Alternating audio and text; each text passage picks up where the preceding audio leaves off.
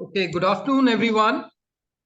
Welcome to another interesting episode of the Life podcast series.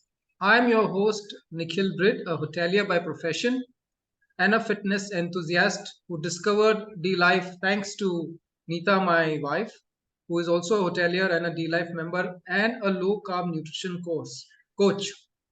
I'm currently pursuing the low carb nutrition course and I find it a great value add on to my fitness journey.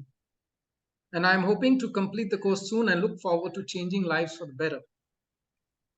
D Life was founded by Anup Singh, an engineer and a silver medalist from the distinguished IIT Roorkee. D Life is the oldest and the only award winning Indian low carb platform.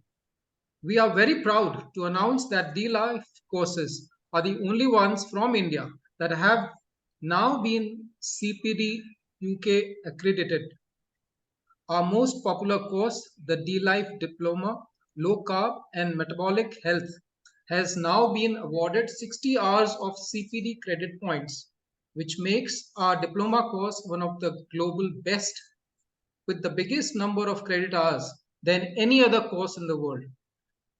A pill-free diabetic since 2011, it was Anoop who pioneered the template of 100 grams carbs per day on a complex vegetarian Indian diet for diabetes remission.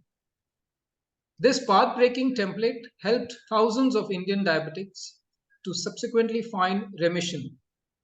Anup Singh, along with Shashikant Iyengar, was also the co-organizer of the recently concluded India's first low-carb conference that had 47 top global low-carb stalwarts speaking at the event.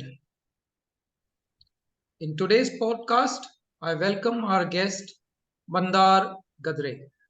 Hey, thanks. Hello, Thanks, Nikhil. Mandar. Welcome Thanks, Nikhil. to this platform. Mandar's journey has been interesting. After completing his metallurgy course from IIT Mumbai, Mandar moved to US to continue his further studies and completed his Ph.D. in nanotechnology. Mandar then moved to Silicon Valley and worked for a startup in a similar field to his Ph.D. Here, I would like to bring in Mandar. Mandar, once again, welcome to the show. Can you throw some light on your educational journey and eventually your stint in US? Sure. Hey, thanks, Nikhil. Thanks for the warm welcome. Hi, everyone. Good to be here. I'm going to be using some slides just to facilitate our conversation. Okay. So just let me know when you're able to see those. Yes, we can. In full screen mode, right? Yeah. So yeah, thanks. So I'll quickly, introduce myself and what I've been doing, right? So by training, I'm a metallurgist. Just like our founder Anu. I was in IIT Bombay, and then after that, decided to pursue my PhD in nanotech. From Arizona State University in the US. I also got a chance to work at a very interesting startup in California. Working both on the R&D as well as the manufacturing side, and then came back to India in about 10 years back and started a venture called Conviva, which got acquired 5 years down the line. It got acquired by another company, and yeah, so we have been my wife and I, we own FITholic, the fitness studio, together in Pune since 22, and then since 23 I've been with D Life, and I also earned my certification, the diploma on the metabolic health coaching. So it's been a thrilling journey. So Mandar, quite a few who take to D Life largely because of a personal reason, wanting to change their own health parameters, which need correction, if I may say so. Yes. So what was your reason to join D Life and complete a low carb nutrition course? Right. No, so I want to sort of give you some of the backstory, right? So there were a few realizations which I hit on. So the first realization was that, talking to my wife, who is a medical doctor, I always observed that there is a huge chronic disease burden, and our healthcare system is reeling under that pressure for decades now, right? And whenever I used to ask her whenever I used to ask her about her work, it was very evident that most of the she works in the operating theater as an anesthetist. So most of the work that she was doing was always on somebody suffering from complications of chronic diseases. Those were Right. not trauma cases, so those were not accident cases or others, but they were predominantly due to somebody unfortunately having ignored their health for decades, if not longer, and then them having to undergo a surgery. So I kept noticing that most of that disease burden was coming because of chronic lifestyle conditions. So that was one realization, right? So the second one was that the current outlook was really centered on looking at healthcare and medicine as if they are the same, right? Right. So we have come to equate medicine and healthcare, but because of my work and I have done several projects and a lot of commercial projects on medical devices, as well as have worked with pharma companies as well. So what I realized eventually was that we have incorrectly equated medicine and healthcare, right? So medicine has to be looked at as a part of healthcare, very critical part, but it's a part of healthcare, and healthcare goes beyond medicine, right? I mean, there is nutrition, exercise, lifestyle factors, the environment within the family, in the community, a lot of things, mental health, a lot of those things are happening outside of medicine and surgery, right? So this was a big realization that I came across, and then also the other aspect of that was that the whole preventive approach was missing from all of this conversation, right? It was as if that we were really waiting for years and decades for somebody to really fall ill and then offering them a lot of medication and surgical options. So I Right. was always intrigued by this thought that, hey, just like we do in other fields of life, we have to work more on the prevention and remission of diseases. So Right.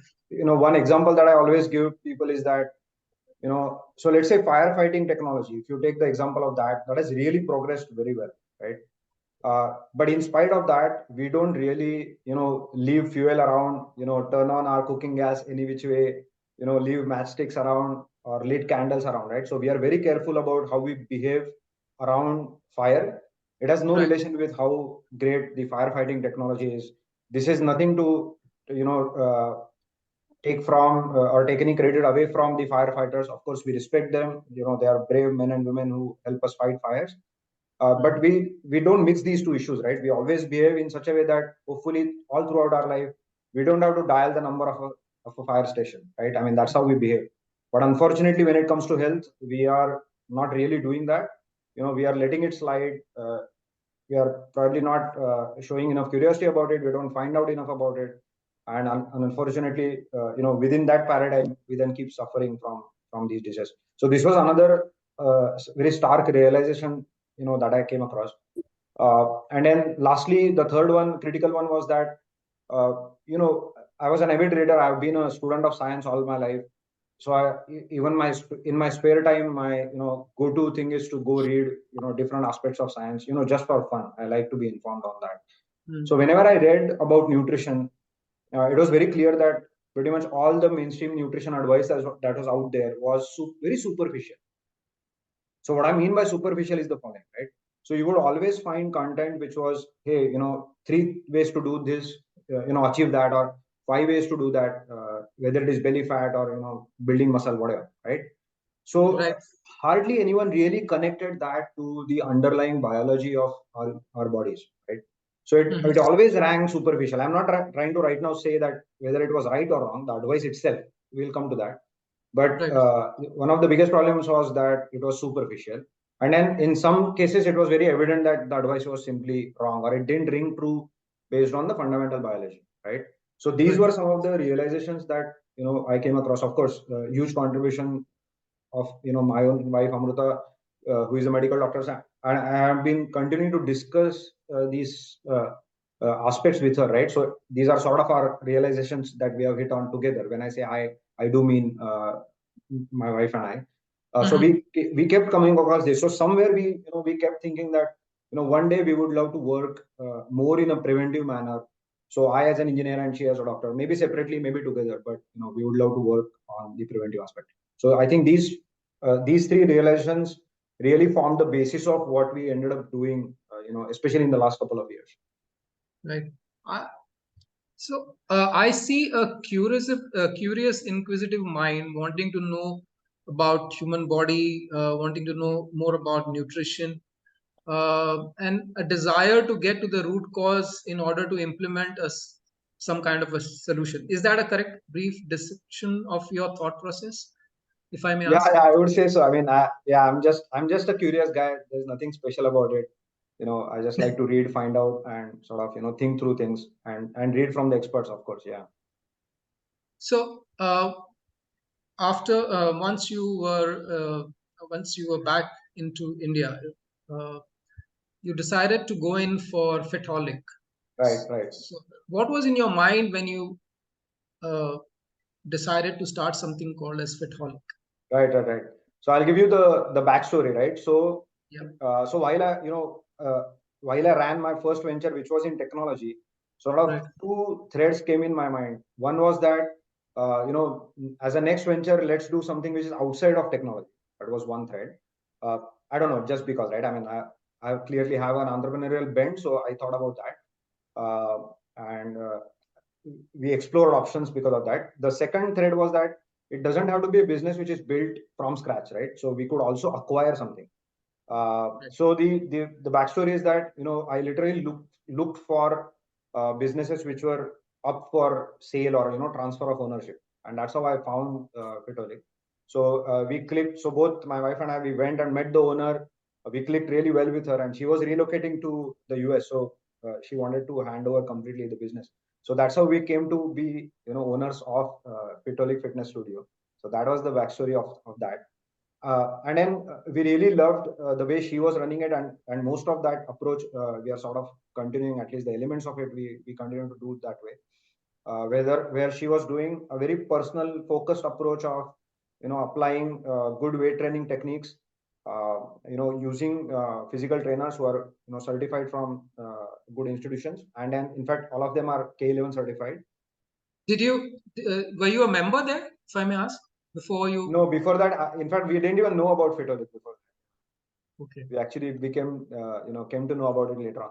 So and then so she used to do a weight training plus nutrition approach. So I clearly saw that we need both the pillars, right? Yeah. But I wasn't quite satisfied with how the nutrition aspect was being dealt with, right? And that's when I was looking at what options do we have to to get certified, so that we provide the correct information to our members. And through that, actually, I came across DLife specifically on Twitter through tweets of Anup and Shashi, right? So I came across that, and whatever I had read earlier, being curious about biology and about nutrition. So what both of them were saying, it started ringing in my head all the time. So then I, explored DLife website, and it was a very easy decision for me to then see the sense of it. So then I signed up for the diploma. So this was December of 22 when I signed up. Yeah, so thanks to Anup and Shashi for putting out all the great content, and clearly they have been able to attract very interesting folks from all walks of life. And DLife diploma has been a game changer. So I made my real jump into the topic of metabolic health. Of course, I continued my other reading other than the diploma course, but the course itself, and all of you guys, the community that is there, all the guidance is there, right? So that really made the difference.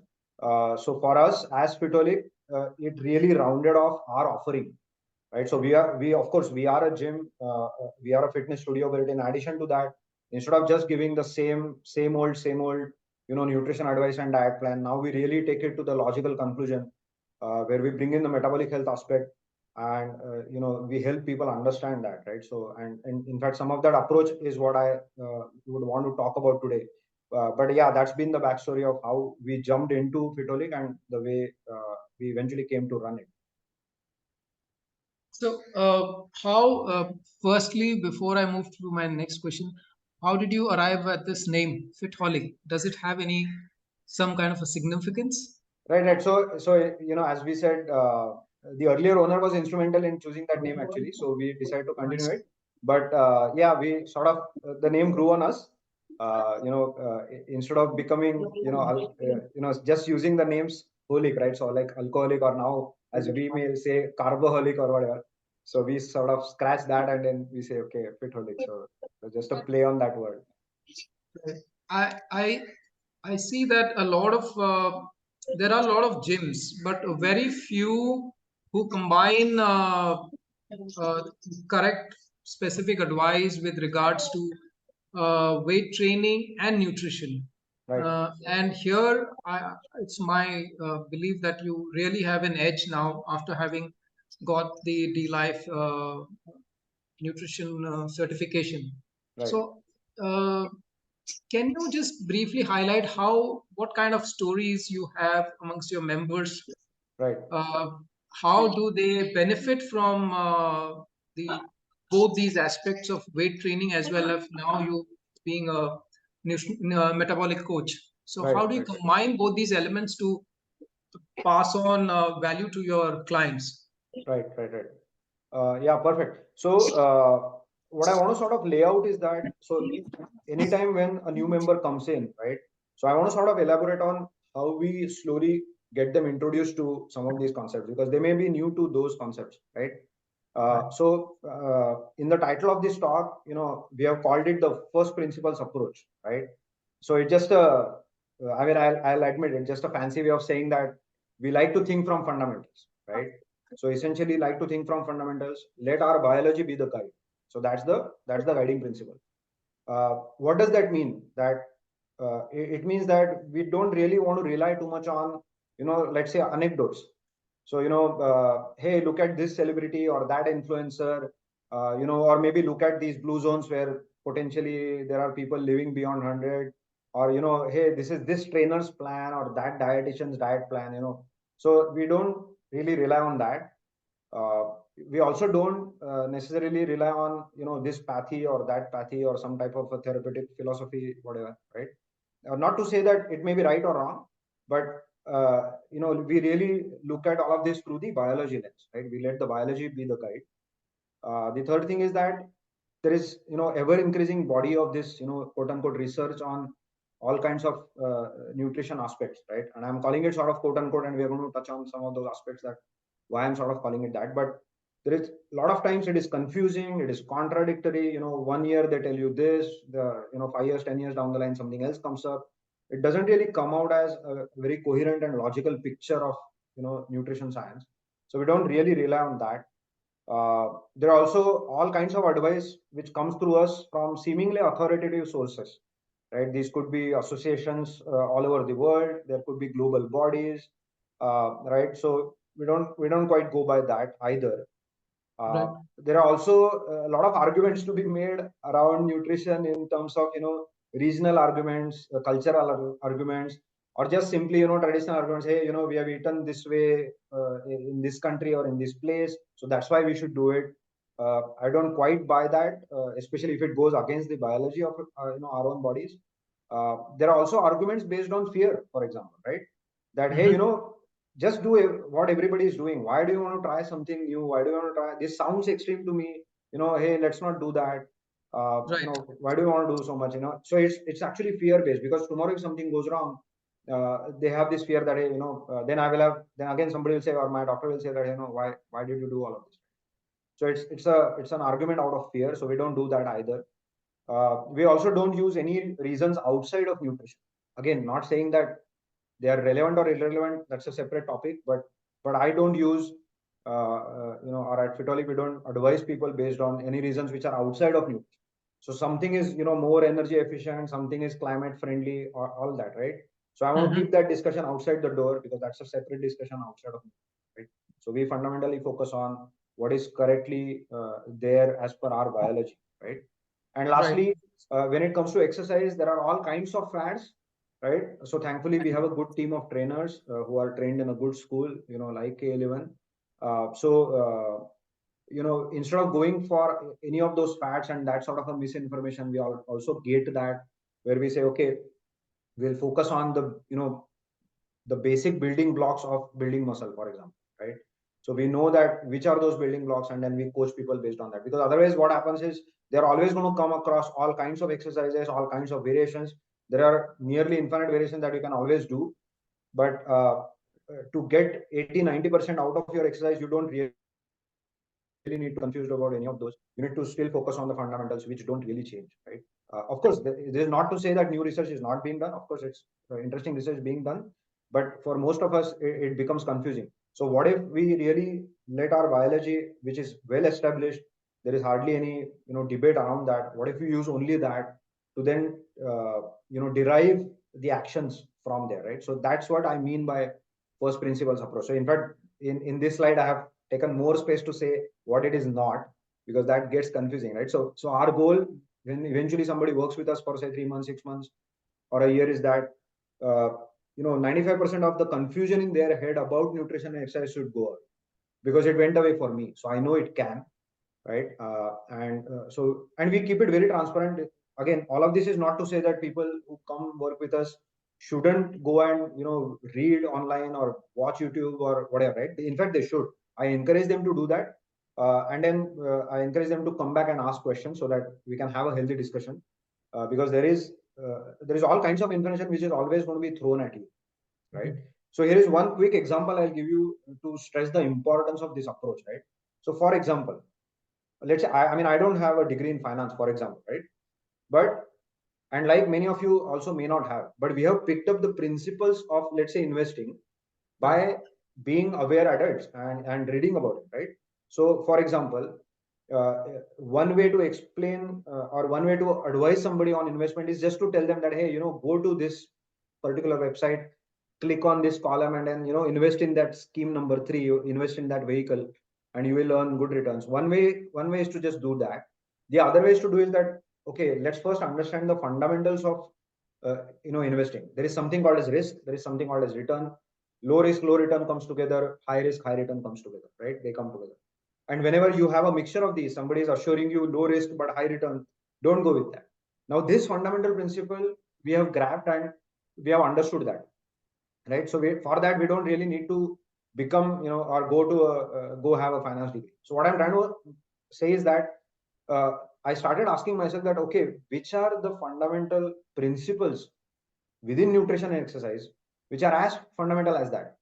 Just like thermodynamics is fundamental to physics, right? What is that fundamental, or some of the fundamental building blocks of biology, of nutrition, of exercise science, right? So, and then let's start from that so that we can tomorrow filter the new information which comes to us, right? So this was the motivation. So I sort of went through that question is where my self study had started a couple of years before D-Life came into my life, and then D-Life really took it to a whole another level.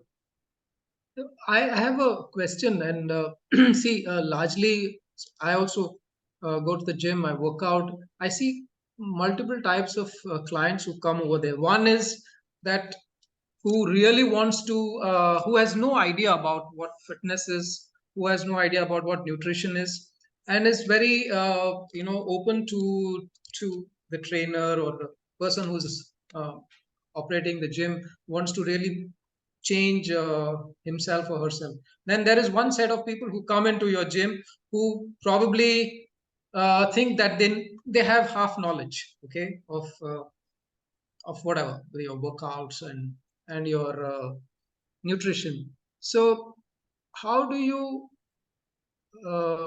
if I may ask, how do you get these people who come with a little bit of information or half baked information, turn them into your FITholic principles?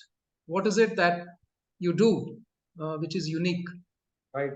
No, absolutely good question. So, in fact, so I believe in that information needs to be filtered, but I'm not going to tell someone that only certain people or only certain ways of filtering are correct. So, as I said, I always encourage them to go read, but still apply some of the principles that we have discussed. Like, for example, here we have discussed some, and then we'll discuss some more in the later in the session today. So I encourage them to apply that logic to a new piece of information that they may have gathered, or some old piece of information that they have come to believe in because of the repetition, or maybe they actually truly think that way. And of course, not all the information that they have heard is wrong, right? I mean, please don't get me wrong. I'm not trying to say that all the advice is wrong. I'm saying that a lot of times it is given in a very superficial way by not connecting it with the fundamentals. That is my issue with it, right? So I never know whether it is correct or not, because I never know how it is connected to the fundamental biological principles. So I believe the best way is to actually throw it open and say to them that, hey, we will encourage a healthy debate, we will encourage a healthy discussion. In fact, we run a private WhatsApp group of all the FITholic members, past and present, Okay. right? Whether they come to us only for exercise or for only metabolic health discussions, we run a group, and then we have them ask questions there. Then somebody will watch this documentary or that YouTube video, and then they will share it, and then they'll ask for opinion, etc. Right? And instead of just expressing the opinion, I want to elaborate typically on how I have reached that opinion, because eventually what I've realized is that opinion is a little bit less interesting, right? The conclusion is a little bit less interesting to me. As a student of science, I think the process of getting to that conclusion is what is more interesting, right? So that is what we want to pass on. Hopefully, whatever at least I have learned, and both of us have learned further, right? So that is what I want to pass on, right? So I mean, I like to do it that way, basically, right? So in fact, there are going to be some. So in fact, this is a good segue into the next section that I want to do. So there are certain very interesting logical points that we put across, okay, to reduce that confusion and give them a perspective or give them a lens through which to view all of this, right? So I'm just going to give you some examples of what we are calling as first principles approach. For example, what do we talk about, right? So the one thing, for example, I love to talk about is that we know that every species on this earth, every type of animal, whatever they eat, they all have a species appropriate way of eating, right?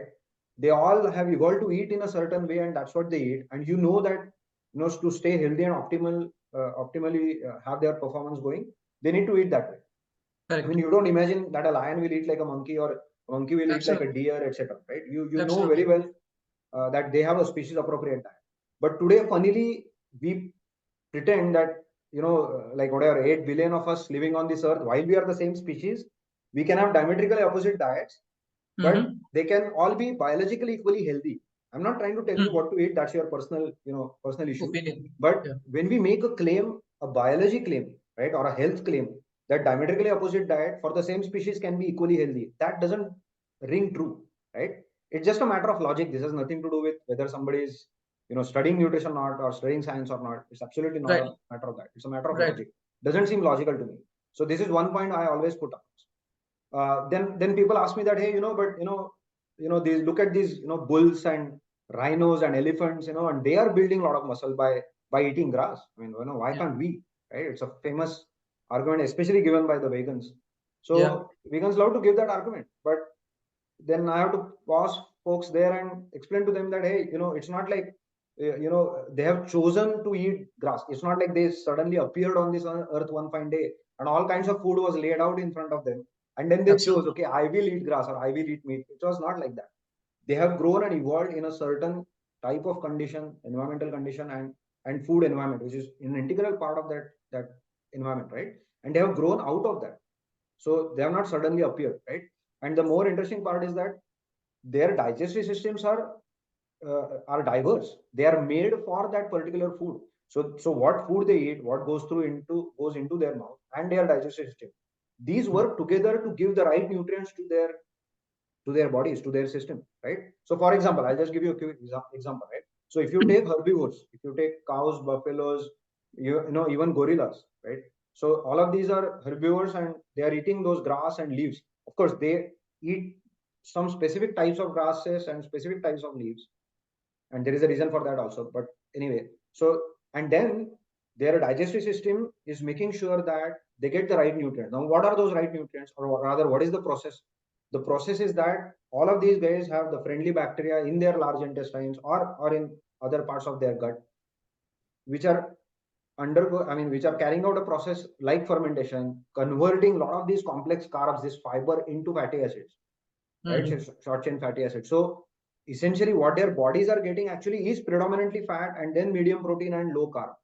Because you can study this, and this has been studying in zoology, right? But these are unfortunate, they are not talking to the nutritionists. So we have this problem in science of working in silos, right? People are not talking to each other.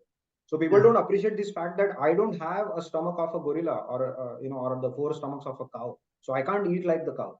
But I'm still a mammal like a cow, like a gorilla. So what their systems demand is what my systems also demand in terms of nutrient mix, right? and also people have heard this thing that there are essential fats and essential proteins, I mean essential amino acids, but nothing like essential carbohydrates. So things like that. So we have to make these points logically using some part of the biology that they have heard and some part that may not have heard. Now another thing that I hear from people is that, hey, but it may not work for me. Every body is different, all of that. So I said, yes, every body is different, but let's think about how different.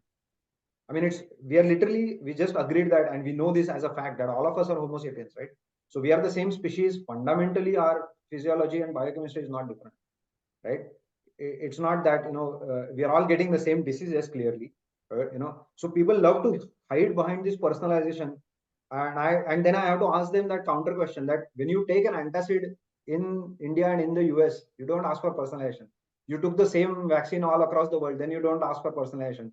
Every BP patient, that every mainstream advice that they get is to cut down salt. There is no personalization there, right? So you clearly, you don't ask this question anywhere else, and correctly so, because an antacid will work in a certain way or will not work in a certain way because we share that physiology and biochemistry. So what I mean to say is that probably 80-90% of what all of us share is the same. Of course, it's less interesting sometimes for somebody who's writing about it to talk about it. It's less interesting because it's all the same, right? It's not. So the differences people love to talk about more, right? So, but all I'm trying to draw the attention towards is that we shouldn't hide behind this personalization. It's not like we have different species. Our fundamental pattern of eating will be the same. It will be the human eating pattern, right? And then of course on top of that you will have to tweak depending on the specific conditions or what somebody is suffering from. But let's not hide behind that personal action. I mean, that doesn't give you the license or give somebody the license to eat any which way they want, right? And still be able to say that it's biologically equally healthy, right? So these are some of the points we sort of make to have them see the logic so that they start filtering some of this information. Some other interesting ones that I came across was that one was that we have also come to treat our bodies a little bit as as if they are dumb. We think that we can fool them, right? So one excellent example, again I'll come to the same high BP and the salt intake issue, right? Now we all know that our bodies can do homeostasis, which means they can keep us in the middle, so to say. If you get too hot, you are going to sweat and the body will bring back down the temperature. If you get too cold, you will shiver and body will bring back up the temperature, right? So the body has ability to do that. It can cause reactions on either side to keep you in the right middle, right, so to say, the golden mean. Now when you eat less salt, think about it logically. If you eat less salt, it's almost, and then you expect that your BP will come down, a high BP will come down. It's like saying that, okay, my kidneys are dumb. Even if I eat less salt, they won't realize, and they are still releasing out through urine the same amount of salt, and so that my sodium and my water retention will come down. No, it won't work like that. You can't fool your kidneys like that, right? Your body is not dumb, right? So a simple principle of homeostasis, which is taught, in biology, in medicine, already shoots this argument in the knees, right? It just shouldn't work like that, and it doesn't. Now that we know, right? So some of those things we talk about. Another thing we talk about is that you know the lens through which we should probably view the internal health of our bodies is the view of biochemistry. It's all biochemistry. It's a beautiful complex web of chemical reactions happening all the time, right? So when you view through that, you realize that the food that you're sending in is actually chemical information for the body, right? It is trying to gauge what is happening in the environment when it accepts that food, right? Or when you feed it a specific type of food. So that's what is really happening. So food is not just for the calories, not just for building your muscles, bones, etc. Of course it is doing that, but in a sort of a meta way of looking at all of this is that food is information, and your body is continuously reacting to this information, right? So we have to be cognizant of this, and it's great to start to understand that and view our bodies in this way. And one last one quickly I will say is that uh, right, nature is parsimonious. What I mean by parsimonious is that sort of one thing has many different functions, because our bodies need to do hundreds of thousands of things. It doesn't really require hundreds of thousands of specific molecules to do each one of those things. It can utilize the same molecule to do 5 different things or maybe 10 different things, right? I mean, the famous example is of the hormone insulin. I mean, it literally does 5, 7, 10 different jobs in our body, right? So nature is very parsimonious. It is frugal in the sense that it can utilize one thing to do many jobs, and we sometimes don't appreciate that. And even our nutrition components are like that. For example, let's come back to the salt stuff, right? So we sometimes view it as okay, salt and BP. That's the only way we think about salt consumption. But it's not just that, because salt is required for 15 other things in the body, right? Right. So when Right. you view it as only a very linear view, okay, just A to B, that just one arrow, it's not like that.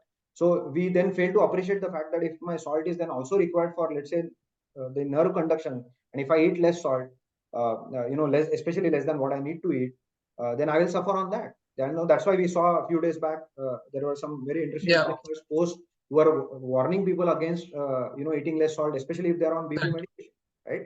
Because you will lose salt. So we don't, now nothing that I'm saying, we don't have to go to, I don't know, a biology school or a medical school to learn any of this, right? I mean, we know these things, we can read about those and understand, and we can draw analogies and parallels to the other spheres of life where we may have some expertise, right? So we have to appreciate that it is very multifactorial, it is very interconnected. I don't even like to call it a machine, in that sense. Our body is a beautiful complex web, a lot of things to learn from that. So these are some of the ways that we try to slowly get people to think from this. And it's never to, what do you say, it's not to dictate what they should think about. I mean, I don't want to dictate that. I mean, in fact, sometimes I find that eating this item or that item is sort of the less interesting discussion, because thinking about the foundational principles, thinking about the bigger building blocks is usually more interesting, right? So yeah, so I think I gave like a more long winding answer to, and then we have some No, case studies coming up as well, to how yeah. slowly, because I would love to help people in starting to think. I mean, sometimes I joke that I have nothing to sell you. I have no pill, potion, powder, whatever, right? I mean, even at FITholic, for example, right, we don't. A lot of protein powder makers approach us that, hey, you should keep our tins in your studio, and Yeah. you can earn from that, etc. I mean, I don't go that route because I don't believe in that in general, right? I mean, it's not my role to play. It's not my job, right? So sometimes I joke that all I'm really trying to get to you is a perspective, because that perspective changed how I thought about it. So if you learn to think from it, and I'm not even claiming that whatever I'm saying is something set in stone. You should think about it, you should evaluate it, go experiment with it, have an open mind, see if it makes sense, go correlate it with other facts that you know in biology, right? And see, I mean, in bracket, actually, the reason I say that is I have actually been on exactly that journey. That's how I reached here, right? I mean, I didn't read all of this in one book anyway. I mean, this is a result of I don't know, 10, 15 years of continuously reading about all of this stuff. And of course, the crowning glory came through the D-Life हो ना. book, right? आता त्यांनी त्याने घेतलं. Somebody's. Yeah. Sorry. Right. Yeah. Yeah. So this was the long winding answer of, what are different points that we make and help people understand. And then I have a couple of case studies to share. So yeah, I mean, if you can, based on your first principle approach, I'm sure you must be measuring how your clients progress Yep. over a period of time. So can you share some success stories Definitely. based on your first principles approach? Yep. So what we love to do is that whenever anybody comes to us, we typically take them through this sort of a session, especially when we know that they are metabolically unhealthy. So some people who clearly come to us are metabolically healthy, but they want to work more on the the physical fitness aspect of things. Right. So we they of course go through our fitness programs and then depending on their goals, they continue with us with the trainers. But today I would love to share a couple of stories more on the metabolic health side.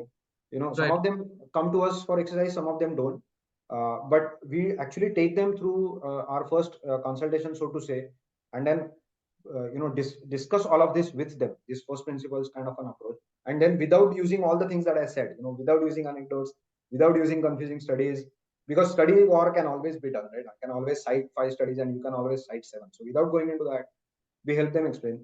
Also, what I believe is that anybody from any walk of life and pretty much any age, up from say 12, 15 years old, all the way however old they are, I think anybody can understand this. uh, uh, if it is strung together in a logical manner, I don't think that somebody, just because they are not a biologist or not a doctor, they can't understand. It's not like that. I think they can. Right. So we do take them through this sort of a session, and then and then give them then craft a diet plan for them, right? Or then give them, because now that it is come from the principals, it can actually become their plan. See, otherwise it will remain like a FITholic diet plan or something that Mandar sent them. I mean, I don't want to do that, because they have already been through 10 different diet plans. They have Googled about it, they have watched on YouTube about it, right? So that doesn't actually help. So we want to give them this perspective first. So even in our approach of working with people is exactly the same. Perspective first and actions later, right? So first establish. So let me, without delaying it more, so let me show you the first case study that I want to show, right? So this couple came to me, a friend of mine and his wife, right? Right. So they had a couple of issues, right? So one issue for the wife was that she had accumulated quite a bit of weight. She was about 20 kilos overweight. And then both of them suffered from sort of higher triglycerides, which in fact they weren't really looking at that, because they were not tracking the triglycerides to HDL ratio, unfortunately. But Right. we talked about that, so we are now tracking that. And then the husband had this specific problem of high uric acid, and he said that for 10 years I've visited all kinds of places, taken medication for it, but it hasn't really come down. And the advice didn't really go beyond telling him to eat less protein. So again, the same pitfall, right? So something which is important for your body, when you see high uric acid, you summarily tell people to eat less protein. That doesn't help, right? And we'll quickly talk about that. But first, I want to share the results, right? So just in 3 months, with first establishing these fundamentals and then giving them guidelines on how to eat, and then sort of tracking their progress, the husband got lowest value of his uric acid, lowest in 10 years. So just 3 months of diet change, the lowest value. Earlier, he has even been on medication, but without using any medication, of course, just the diet changes got the lowest value in 10 years of his uric acid, and he's continuing to improve, of course. This is just the 3 month picture, right? And then for the wife, she was ecstatic that just in 3 months, she felt like she is eating quite a bit, and she's really satiated and eating nicely without having to cut portions improve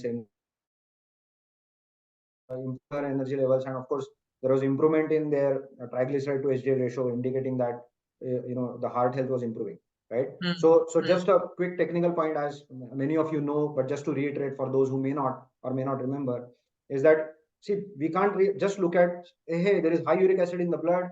We know uric acid gets formed because of protein metabolism. Let's eat less protein. I mean, we are in a hurry, so we have to pause and think that, okay, what else does uric acid Could come be about? affecting. Why, right? Yeah. So as we know, fructose is a big player in that. So if somebody is eating a lot of sugar, a lot of fruits, that fructose metabolism is going to result in uric acid. So funnily, I mean, that was the comment from my friend of mine, that actually I started eating more protein because they were under eating protein. So I increased their protein intake. Now every meal they think about, as now all of us have learned to do, they think about what is my main protein source, and they design their meal around that protein, right? So in spite of increasing their protein, but if we did the right corrective action, the uric acid came down, right? So this was an assurance for me. I mean, I already realized that the biology is there, but this was a chance for me to go apply it, and somebody who sincerely follows it, the results are there to be seen.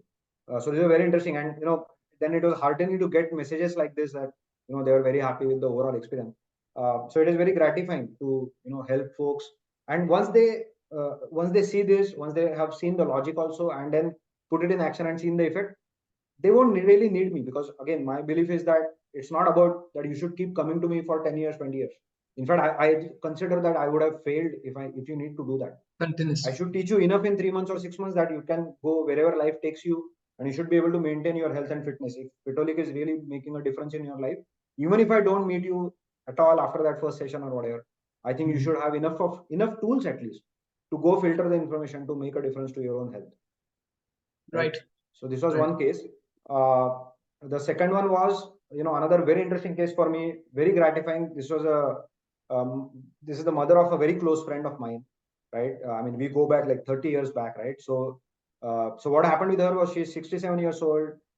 She's a pure vegetarian, and she got diagnosed with type 2 diabetes through a strange turn of events. So first, she actually got a urine infection. So of course, the sugars were tested, and then it turned out that, hey, her HbA1c is 9.5, her fasting sugar is very high, etc. Right? So then, okay, then the actual stamp of diabetes came about.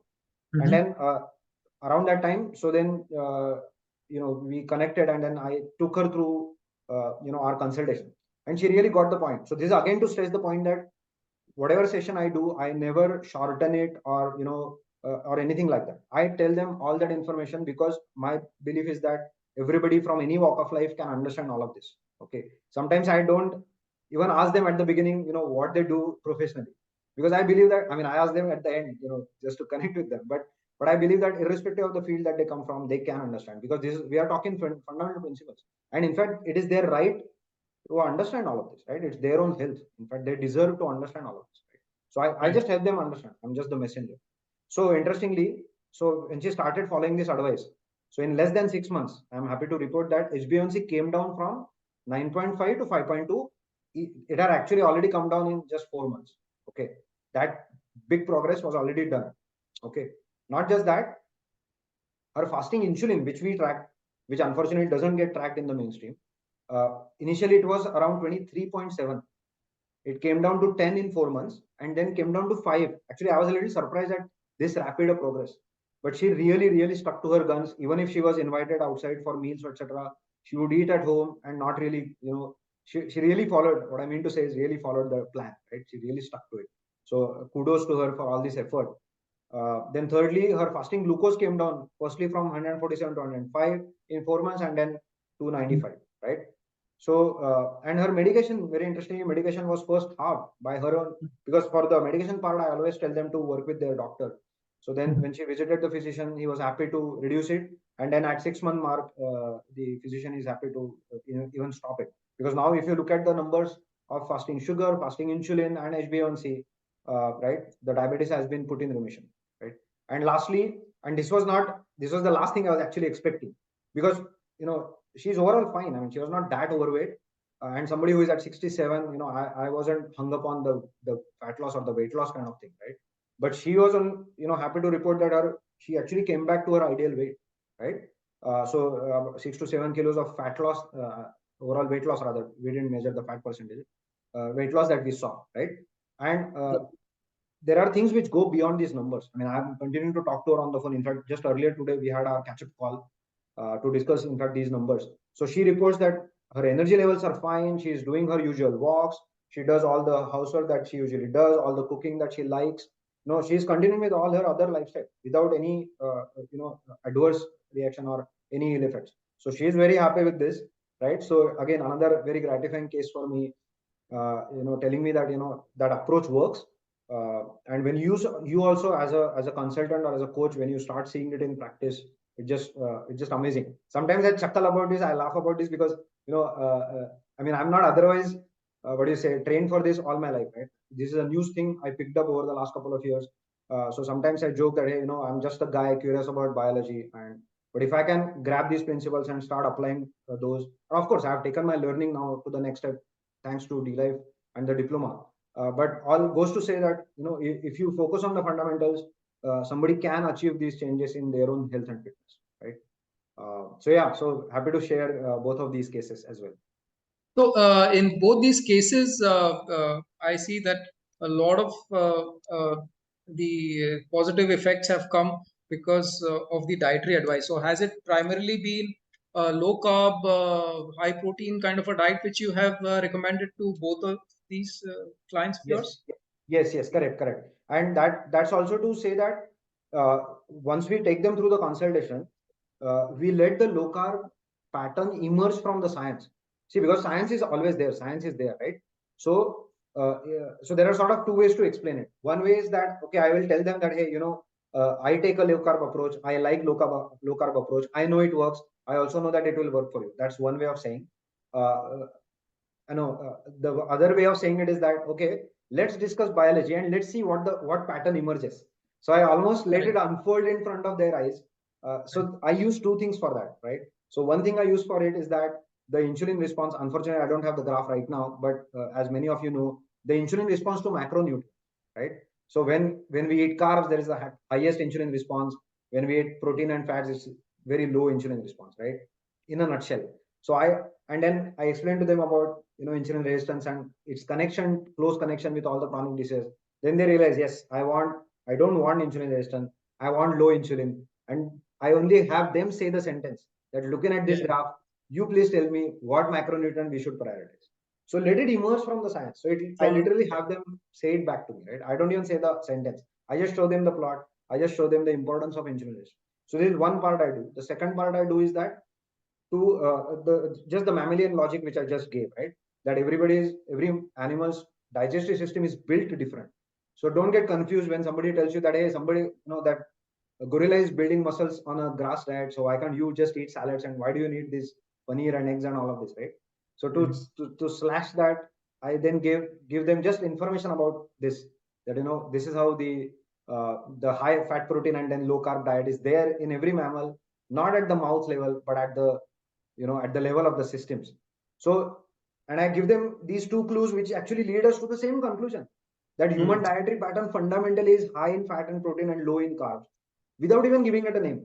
Because sometimes they come already biased with something, so I don't even give it a name. I just say that this is just proper human diet, as many of the famous guys like Dr. Ken Berry likes to call it. It's just proper human diet, right? So I don't want to give it any name, because they have heard 10 different diets and it just becomes an 11th diet that they want to try.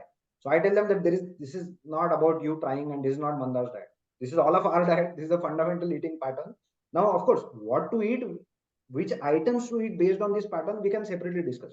But first, I bring them to this, giving them these two things. So yes, I mean, again, I gave sort of a longish answer, but it's to say that actually, yes, the approach is of high fatty protein and low carb foods, but sort of I have my own my own little way of bringing them to that. So I almost want them to realize that it's a fundamental human pattern. It's nothing about somebody's claiming. And as a coach, I use the psychological trick of I have them think like it's their idea, that they are literally deriving that pattern in front of their eyes, and we are doing it together. It's not even like I'm going to coach them. So that it's just for the psychological trick that I play. But it's quite fun to watch, and most people who sit across from me, or I do on the calls as well, online calls, their eyes lit up when they start understanding this, and then they only start making connections. Oh, so I heard these five things, and clearly they don't go along with our fundamental biology. I'm like, yes. And and then I encourage them to just keep thinking, because see, as a passionate student of science, what I can really do is share a perspective, right? More than anything else. Even if you never set foot in our fitness studio, even if you just talk to me for those 75 minutes, and let's say we never meet again, hopefully what I have done is given you at least one trigger point of that perspective. Of course, there is more to learn and more to discuss, but I want to get them started on their journey if they are not already. Interesting. Is there anything else you would like to share with us? Something which we haven't spoken about, or Right. some So other aspects? right, definitely. So so I want to actually talk about the studies being published, right? So there are some points which are sort of not made all the time, or at least I think as a student of science, they're not made all the time. So I want to take you through that. So please bear with me for about 7 to 10 minutes, right? So I have titled this as dissecting studies in nutrition. Okay, I'm not trying to make everybody a nutrition scientist, but I'm just trying to share some ways of thinking about it when you hear something, right? Now, one of the least talked about concepts, in any scientific study, not just in nutrition, or rather in any scientific study, is a concept of null hypothesis. Okay, so let's quickly, briefly talk about it. Null hypothesis means that whatever is your default assumption going into any study, that is called as null hypothesis. And I give you an example, simple example in law is that, let's say I'm a judge and there are two parties who have come in front of me. One is claiming that, this person is a thief and he stole XYZ. The other person says, no, I didn't steal it. Now, as you will realize, the judge has two ways to approach this. Either he can say to the so-called thief is that, you prove that you are innocent, or he will say to the person who is accusing, the accuser, that you prove that he is the thief. Okay. Now, prima facie, it will seem that we are at an impasse, right? We are stuck. Who do we ask to prove? So you will realize that you have to actually have an agreed upon default assumption. Now, the default assumption, all of us and pretty much the world over, this is accepted, the default assumption is that a person is innocent until proven guilty. So the assumption of, the presumed innocence is our null hypothesis. And the onus is on the accuser to mount enough evidence to reject that null hypothesis. Right. So look at the language I'm using. You have to mount enough evidence. Who? The accuser, the one who is making the claim, right? They have to mount enough evidence to reject the null hypothesis. And then the judge's perspective or his experience or her experience comes in, where that judge, he or she says that, okay, because of my legal expertise, I know that this much evidence is enough to hold them guilty or not enough to hold them. That's why the language that you read in newspapers is that lack of evidence, so they were acquitted. That is the language you hear, right? So this is how we should think about science. The studies which are being published. So for example, we should ask this question that, okay, if you're publishing a nutrition study, for example, let's say you're saying that, okay, on one side I have ghee and on another side I have some, industrial refined oil, whatever, right? And I'm trying to say, okay, I'm trying to compare these, right? And they turn out to be statistically, not different. Let's say. So then people jump to this that, okay, which means that, I can eat these, modern industrial refined oils. They are equivalent to ghee. We just tested that. So I can eat any of those. I say, wait a minute, even if it's a genuinely done study, and a lot of times it is not, but even if it's a genuinely done study, and if it shows that they are statistically equivalent, you should ask this question that, okay, wait a minute, what is my null hypothesis? What is my default position? And in nutrition, who should I be or you be, or who should give that default position, right? So what I realized was that in nutrition, evolutionary biology provides the null hypothesis. So what that animal has evolved with always has to provide the null hypothesis. So if the animal has always evolved on saturated fatty foods, natural sources of saturated fatty foods, then that gives me the null hypothesis. So even if a study tells me that they are statistically equivalent, I know that for my good health, I should fall back on my evolutionary biology. Right? So my safest way out is still, because see here we can confuse between two concepts, right? One is that there is an absence of evidence, because what that study is really telling you is that there is an absence of evidence of harm, right? But that's not an evidence of absence of harm. You see the difference, right? Yeah. One is absence of evidence and one is evidence of absence. Now, evidence of absence of harm is really, really difficult to do, because how will you prove that some new thing which your species doesn't know will not harm you? Will you do that to lions, to monkeys? No, you will default to their basic diet. To heal a lion, will you feed him salad? No, you will feed him his species appropriate diet, right? So why are we surprised to think that, when we go back to our species appropriate way of eating, a lot of things get healed? It's not surprising, because evolutionary biology is the default hypothesis. That's the null hypothesis. So we never ask that question, and even in the studies it won't be written. They will simply conclude that this is statistically equivalent, so people will get a license to say that, hey, okay, so it's not dangerous to us. That's a erroneous conclusion to draw. And by the way, this assumes that the study was done genuinely, correctly. I'm saying even for a correctly done study, the importance of null hypothesis, cannot be overstated. This is hardly ever done. Unfortunately, hardly ever done. Right? So this was one critical point I wanted to make. The other point I want to sort of make is that there are some tricks that are played in these papers, and they are thrown at you, and they may even not come to you even as a paper. It may come to you through an Instagram reel. It may come to you through a YouTube video. It will come through you through a documentary, right? Just the Stanford twin study documentary, the vegan documentary which was published, or even earlier documentaries like that. It will come through you nicely packaged in. But there are tricks that they have played, and I'm just to give you a taste of it. I'm just listing down a few tricks that they play. For example, one of the nicest tricks, interesting tricks that they play rather, is very improperly defined parameters. For example, they will say that, hey, I'm comparing a low carb group with, a standard group or whatever, right? But they are calling it low carb, but actually, they are eating at least 40%, 50%, 60% carbs. That is hardly low carb. So you're not turning that knob low enough that you will actually see an effect. So when they are calling it low carb, but it's very improperly defined, right? It's not very well defined.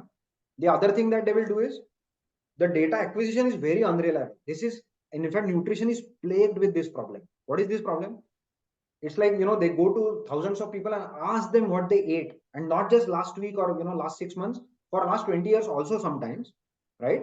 So they give questionnaires and they go by this diet recall, and then they draw conclusions. Now I know how I eat, because my fundamental pattern I have shifted to what we just discussed. So I can sort of tell you what I eat. But anyway, my point is, I don't think I'll remember what I ate 6 months back, what I ate like maybe 2 years back, right? I can maybe tell you broadly. But to draw scientific conclusions from it, it is fraught with problems, right? The third thing that they do is, for example, the way they choose people to study, that cohort itself, the group of people that they study on itself has some hidden bias, right? So they have already chosen people where, certain biomarkers or, certain parameters are in some narrow range. And then without saying much, they will quickly jump to the conclusion and extrapolate it to a much wider range, right? So when you do the conclusion, I mean, I'm not saying that it's not necessarily a bad thing to study a set of people, right? I can always study, people between ages of 15 to 25. I can always study that. That's okay. But what conclusions, scientifically sound conclusions you draw from those, that is important, right? So that's where they will play the tricks. And somebody who wants to simply counter you will send you studies like these. And if you know how to start looking at these studies, you will be able to see the see the problem in some of this. The last thing that they do, and this is one of the worst things, is to actually tamper with the data, right?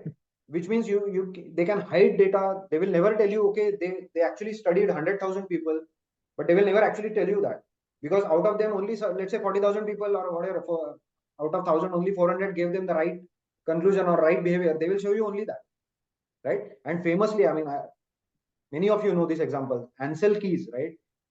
The villain of nutrition science. I mean, he really did that when he published that, so to say, the quote unquote, I'm calling it quote unquote study because it's completely fraud, right? When he tried to establish upon us that there is a relation between saturated fat intake and heart disease. It was just a claim which was made. It had never no science at the basis of it, right? At the base of it, no science. So I don't even call it progress of science that we now realize that, hey, saturated fat is not bad for heart health, because this was not a progress. This is a detour. Somebody lied, and most of us unfortunately went along with it.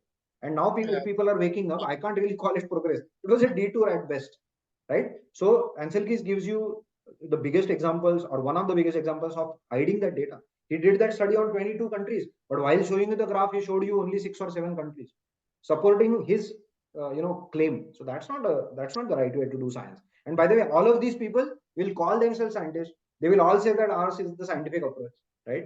Because these days that's the way to do it. I mean, everybody will claim that it is scientific. The and of course there are many more tricks that they play in terms of how they show the data, how they do the graphs, how they do the statistics, blah blah blah, right? But just wanted to sort of throw out some of these, that null hypothesis being the critical one, and also uh, realizing that what all tricks get played in nutrition science, right? And we don't have to take as dogma whatever comes from these so-called bodies and associations and global bodies, right? Global organizations. Don't take it as dogma, because they have a terrible, terrible track record of telling us the truth. They don't.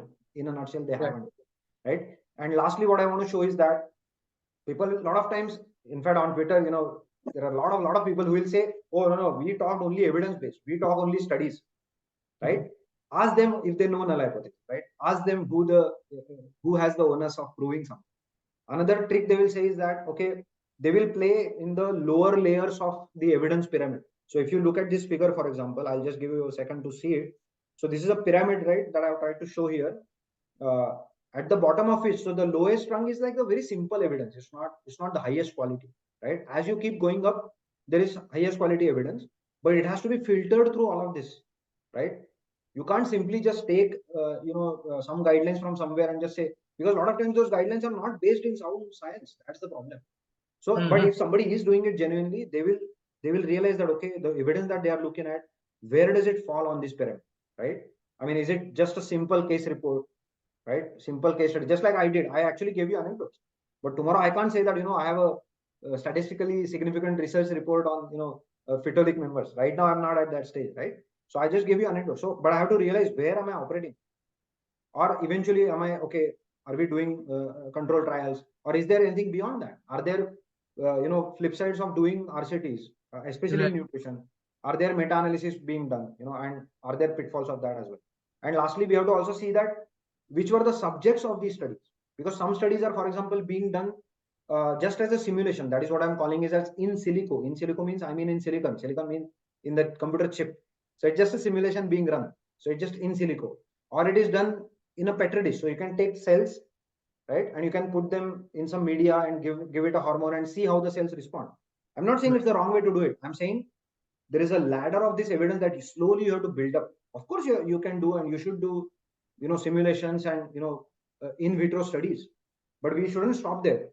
Then animal studies are done, human studies are done. So we have to keep that in mind that, okay, and naturally we will, once we get used to this, we'll naturally ask these questions. Okay, we are making some claim, but is it a human study or is it an animal study? Or if not, okay, then, it will support, of course, all of these pillars are required, all of these, supporting arguments are required. But maybe the lower in the evidence around that you are, the less we should, be taken by that. That's my point. So anyway, so I'll sort of pause there and see if there are questions. Yeah, I mean, we are open for questions if anybody would like to ask Mandar based on his discussion. I hope people are mute. I mean, not Yeah, muted. Yeah. they are muted. So, Yeah, Mandar, it's Dr. Kaur here. Just a comment, very, very well presented. And like the way you explained, it's like, very amazing. I think everybody will understand it. And the one thing that you mentioned that you teach people that this is not a different diet, this is the way we humans are meant to eat.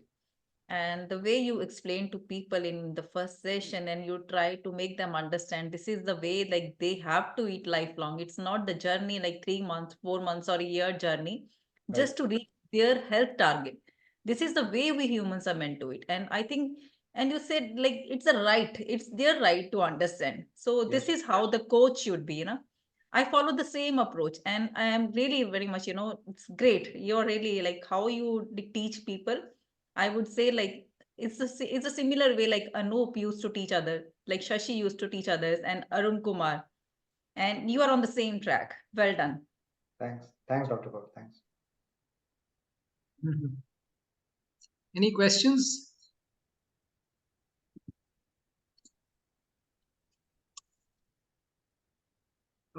We have some. We have a question from Ashwin Patak. Yes. Right. So let me take that question. So yeah, Ashwin is asking that can you talk about potential pitfalls of eating low carb in terms of digestive health? Okay. So actually we have a gut expert here, but let me attempt that and we can see. Uh, so Ashwin, first of all, let's understand that it is low carb in the sense of we have just gotten used to, in the mainstream we have gotten used to eating too much carbs, right? So it is lower carb than that. But as we were just discussing, our fundamental pattern itself is eating, carbs are a minority if at all, right? But yes, when people shift to these types of diets, they may experience some, gut issues. But in my experience, and now we do this with dozens of people, I can even list down the issues that they typically see. Like, for example, they may either feel their frequency of going to the toilet comes down, or they may get diarrhea, right? Or they may feel constipated at times. So that does happen. So your overall gut microbiome is adjusting to this new type of eating, which is actually our human type of eating. But anyhow, it is adjusting to that, right? So if they keep at it, and there are some tricks that you can always do to get over that hump, but don't let that discourage anybody, because as we established, our biology is telling us to eat that way, right? So yeah, so I think that's my short answer. If Dr. Kaur has anything to add, she's our expert. I would just like to add one thing. Even Mandar has explained today in his presentation, like, people ask when they switch to the low carbohydrate diet, and they ask, like, does we feel like any kind of issue with the protein, like when they switch from the low carb to like moderate to high protein diet? But they never ask when people ask them to switch to the plant-based diet. And Mandar mentioned, like we are not herbivores and we are not even meant to eat like large amount of plant material. These herbivores have the large intestine and we don't have that. We just have like just to absorb the water and the electrolytes from the undigested food. And if you really want to learn, like if you just try to learn what digest our human digestive system is, it is meant to eat high protein. We are actually meant to digest high protein diet. If you are not able to digest, it means you have compromised gut. Just correct that. I don't think that anybody would have any kind of issue eating high protein diet. True. Thanks. Thanks a lot for the answer. Can you hear me? Um, yes. The reason I asked is like I'm completely with you with the first principles which you talked about. The problem is about implementation. Yes. Sometimes you go have this adaptation period, you struggle through just things which you talked about. Would be interesting to see how long you should stick with it, because it can scare people. It has scared me. The results in terms of weight loss and water loss are fantastic, but the gut issues sometimes like persist for 2 3 weeks, and you might be right in terms of, okay, there is a hump. The question is how long is that hump? And another thing in the same thing, same idea is you talk about salt as well.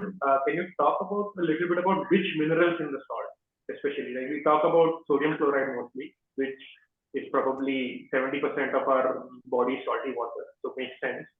But other minerals also play a big role, and we are told that they have been taken from, let's say, spinach has magnesium or stuff like that, right? Some vegetables have a lot of different micronutrients in terms of minerals, or even vitamin C or some other things.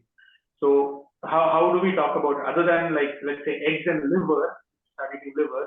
I don't know any other great sources of minerals, for example. Right. So yeah, so a salt will actually give you those, and you're right. It goes beyond the sodium part of it, right? There are some other critical minerals that we can go into those sources and also supplement. But I think that will have to be done, little bit on a case to case basis. So I'm happy to talk to you separately also. Coming back to your first question of how to think about the adjustment period, right? So I would think about it in two ways. So one is that if you're implementing the right strategies of helping heal your gut or not, right? So for example, is your stomach acid strong enough? Because a lot of times people may have weak stomach acid, and because of which there may be issues. Like for example, there are certain bacterial growths that you may get because of low stomach acid, and through which some other problems will happen. A lot of times people feel that I have those problems because I have too much acid or whatever, right? So it might be actually reversed. The other issue will be, right, if you are taking salt we already talked about, so it is important to take that. And there are things that you can do around hydration, even around other lifestyle factors. Is your sleep disturbed, or are you getting that enough? Are you getting enough sunlight? Are you spending time out in the fresh open air? So all of those things matter for gut health, including the right balance between your sympathetic parasympathetic systems, as Dr. Kaur always elaborates on. So all of that will matter, right? So your overall calmness while you are having food, all of those, all of that plays the role. The other way I would think about it is this. So let's say somebody says that I will give this a chance for 1 month. Okay, and then what are we comparing it against? There is no magical pot at the end of the rainbow, right? There is nothing magical waiting for you if you quit in 1 month. Because again, if you are going to go back to the quote unquote SAD, the standard American pattern of diet, which unfortunately all of us have in the world have picked it up, the high carb and highly processed food diet. So if somebody goes back to that, they are bound to have more issues, right? So we have to realize what are we comparing against. In fact, you bring a good point. So I'll just quickly take half a minute. So a lot of times people ask us that, okay, is this item good for me or not? So I don't like to answer that in a vacuum, right? Because I always ask them, okay, what are you replacing that item? I mean, what is that item going to replace? For example, if somebody starts eating salad, but they were on a, let's say, a McDonald's diet completely and completely processed food diet, maybe if they even cut that out and start eating salad, maybe they will see an improvement. That is not to say that this, as Dr. Kaur was saying, the herbivore type of diet or too much salad diet is optimal for human health. They are seeing progress because of what they replaced or what they cut out, right? So we have to also always ask this question as to correctly compare two things. I mean, a lot of science actually boils down to correctly comparing the two right things, right? So all I'm trying to say to you is that hang in there. There are, or you can even reach out to us, any of us. There are strategies that you can employ to improve the gut health so that you come out of those problems. Of course, some transitory issues are to be expected, which you also know, right? So we can delve into that specifically what those are, whether it is acidity, whether it is constipation, whichever.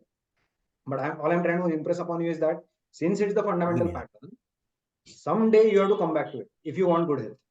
Now, somebody's journey may be a little bit rocky, which I empathize with. So we are happy to help in that. Thanks a lot. Do we have any more questions? Yeah, so I see one more. Okay. Right. So apart from just a sec. Apart from low carb, fruits, refined oil, any other specific type of food to be avoided for people with high chronic uric acid level, right? So going by the so I think mainly it's going to be doing low carb, right? Because you are going to cut down on fructose because that results in high uric acid. So I think that's going to be the major lever of that. So major knob that you need to turn is actually that. Another question we have is what are the views on artificial meat or plant-based meat nowadays marketed? Does it have the same level of protein? Okay. So this is an interesting question, right? So think about it again. The meat on animals, natural meat on animals has again, nobody has sat and created that chemical concoction. It has come out of millions and billions of years of evolution. So slowly it has come about, right? So we can always try in a laboratory to create a copy of that. I mean, I'm an engineer by training. I'm a passionate engineer, so I'm not trying to take it away from the engineers. What I mean is that we are still continuing to find out the beautiful interconnections and small little components here and there which we may regard as useless. So first of all, meat has all of that. Secondly, artificial meat, artificial eggs, artificial milk, all of these, like for example almond milk, all of that, they will bring all kinds of other anti-nutrients which are going to wreak havoc on your gut system. They are anti-nutrients in the sense of they will hinder the absorption. They will cause some types of toxic reactions. I mean, just to take some examples, right? I mean, your lectins and the phytic acids and oxalates and all of these things, right?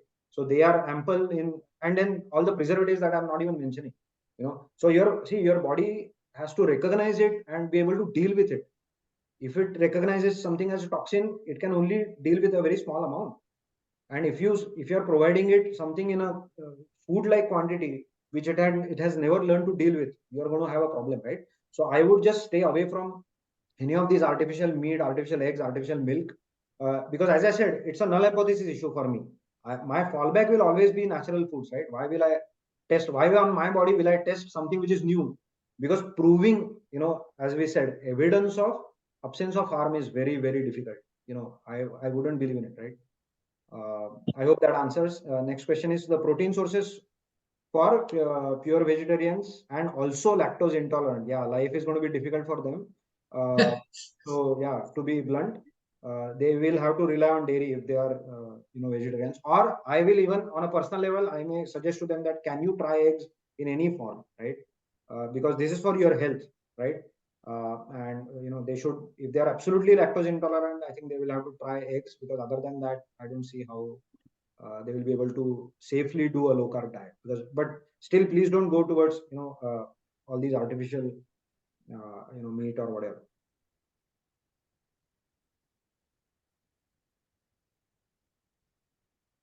Okay, I think we can, Nikhil, over to you. We can probably close. Okay, thank you so much, Mandar. I think there's one new message which is. Thank you, Mandar, for a wonderful discussion. I think your FITholic and the first principles approach, along with null hypothesis, was extremely interesting. The way you seamlessly integrate workouts and nutrition to add benefit to your clients. I think we can always take a leaf out of your book, and I'm sure anyone who has been a part of this conversation today would like to try it on themselves or their clients, depending on the kind of profession they follow. So thank you so much, and thank you everybody for joining in. Some last few words from you, Mandar. Oh no, thanks. Thanks for this opportunity. Anup, Shashi, Arunji, Dr. Kaur, everyone. So we have an amazing community here, and happy to talk to you always and learning from all of you every day. Thank you so much. Thanks, Mandar. Very good. Nice session. Thanks. Thank you. We can stop the recording now. Yes. Stop the recording.